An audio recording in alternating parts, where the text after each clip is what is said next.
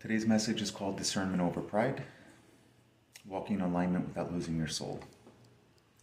We're going to explore the difference between true spiritual discernment and spiritual pride. And my intent in this message is to offer you the means to learn how to recognize when you are operating in alignment versus ego, how a life led by the Spirit flows rather than strives, and how this wisdom can empower not only your own life, but the next generation to live with clarity, with peace, and with purpose. Beloved, there is a subtle danger that comes with growth, not ignorance, but awakening.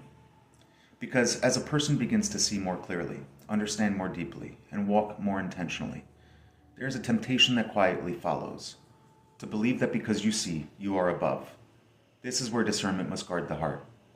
Because the same awareness that can liberate you, if not grounded in humility, can also lead you into spiritual pride.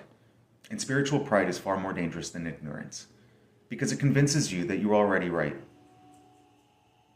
Today's scripture is taken from the first epistle to the Corinthians, chapter 8, verse 1.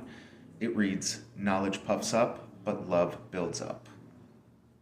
The spiritual insight here is that discernment is not judgment. Discernment is clarity without ego.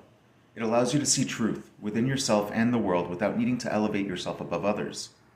But spiritual pride distorts this. It takes clarity and turns it into comparison. It takes awareness and turns it into an identity. It begins to say, I see what others don't. I understand what others can't. I am further along.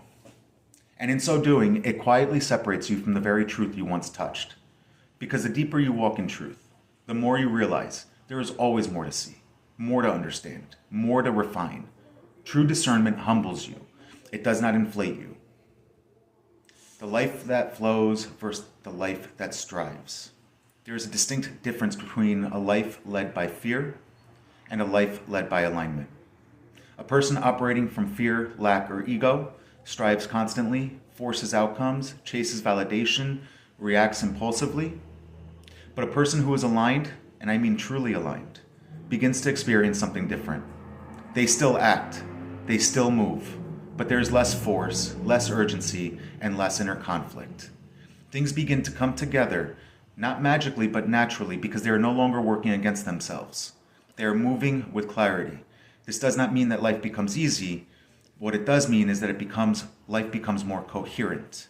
And coherence is where your flow is created and established. And so in our next video, we're going to look at what alignment and coherence actually looks like. So stay tuned. I love you.